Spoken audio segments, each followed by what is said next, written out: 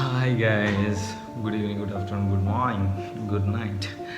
പിന്നെ ഇന്നത്തെ വീഡിയോയിൽ നമ്മൾ സംസാരിക്കാൻ പോകുന്നത് നമ്മളുടെ ഐഫോൺ അപ്ഡേറ്റ് ചെയ്യുന്ന സമയത്ത് പലപ്പോഴും നമ്മളുടെ ഫോണിൽ സ്പേസ് ഇല്ലാഞ്ഞിട്ടോ അല്ലെങ്കിൽ അപ്ഡേറ്റ് ചെയ്യാൻ ഉപയോഗിക്കുന്ന ഫയലുകൾ കറക്റ്റായിട്ട് ഡൗൺലോഡ് ചെയ്യാനിട്ടോ നമ്മളുടെ ഫോൺ ഹാങ്ങായി നിൽക്കും.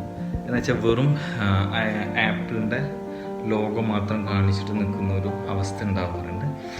ആ ഒരു സാഹചര്യം എനിക്ക് നിങ്ങൾക്ക് എക്സ്പ്ലെയിൻ ചെയ്തു തരാനും അത് കാണിച്ചു തരാനും പറ്റിയൊരവസരം കിട്ടി. അപ്പോൾ നിങ്ങൾക്ക് ഞാനത് എങ്ങനെ ആ ഒരു പ്രോബ്ലം റിക്കവറി ചെയ്യാം അല്ലെങ്കിൽ സോൾവ് ചെയ്യാം എന്നുള്ളതിനെ പറ്റിയിട്ടാണ് ഇന്നത്തെ വീഡിയോയിൽ.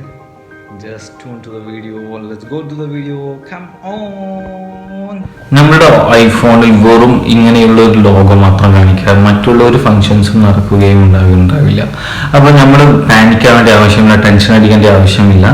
നമ്മൾ എന്ത് ചെയ്യുക, ജസ്റ്റ് നമ്മളുടെ ലാപ്ടോപ്പിൽ ഐടൂൺ ഓപ്പൺ ചെയ്യുക. ഐടൂൺ ശ്രദ്ധിക്കേണ്ടതായിട്ടുണ്ട്, എപ്പോഴും അപ്ഡേറ്റഡ് വേർഷൻ വേണം യൂസ് ചെയ്യുവാൻ.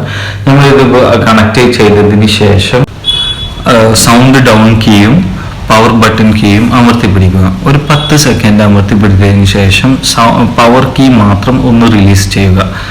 എന്നിട്ട് നമുക്ക് വെയിറ്റ് ചെയ്യാം. സൗണ്ട് ഡൗൺ കീ നമ്മൾ അമർത്തി പിടിക്കണം. നമ്മളുടെ വിൻഡോയുമായി അല്ലെങ്കിൽ ഐടൂണുമായിട്ട് നമ്മൾ കണക്റ്റ് ആവുന്നത് വരെ ജസ്റ്റ് അമർത്തി. നമ്മുടെ ഐടൂണുമായിട്ട് നമ്മുടെ സോഫ്റ്റ്വെയർ അല്ലെങ്കിൽ നമ്മുടെ സിസ്റ്റം കണക്റ്റ് ആയിട്ടുണ്ടെങ്കിൽ ഇതുപോലുള്ള ഒരു വിൻഡോ നമുക്ക് കാണാൻ കഴിയുന്നതാണ്.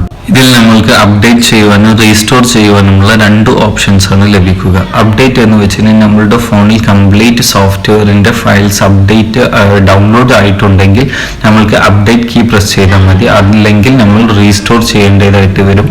റീസ്റ്റോർ ചെയ്യുന്ന സമയത്ത് നമ്മൾക്ക് നമ്മളുടെ ഐക്ലൗഡിൽ സേവ് ചെയ്യാത്തതായിട്ടുള്ള നമ്മളുടെ ഡാറ്റ നഷ്ടപ്പെടുന്നതാണ്.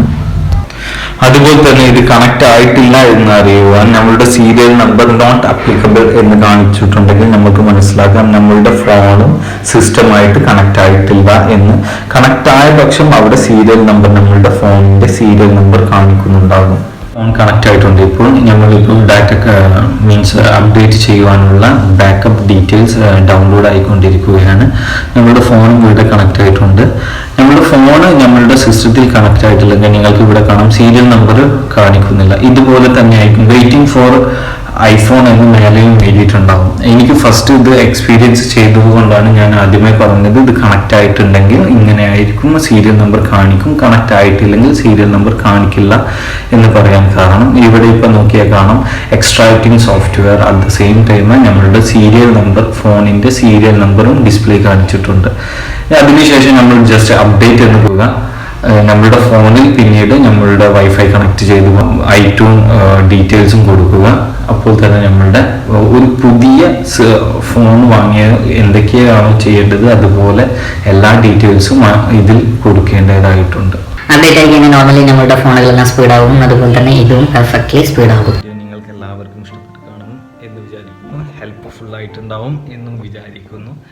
നിങ്ങൾക്ക് ഇഷ്ടപ്പെട്ടിട്ടുണ്ടെങ്കിൽ പ്ലീസ് ലൈക്ക് അടിക്കുക.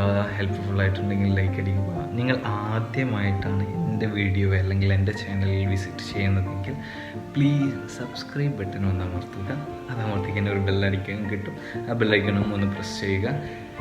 ഇഫ് ദർ എനി സജഷൻ, എന്തെങ്കിലും സജഷൻസോ നിർദ്ദേശങ്ങളോ ഉണ്ടെങ്കിൽ പ്ലീസ് കമൻറ്റ് ബോക്സിൽ അറിയിക്കുക. എന്നെ പേഴ്സണലായിട്ട് അറിയുന്ന ആൾക്കാരാണെങ്കിൽ എന്നെ ഡയറക്റ്റായിട്ട് അറിയിക്കുക.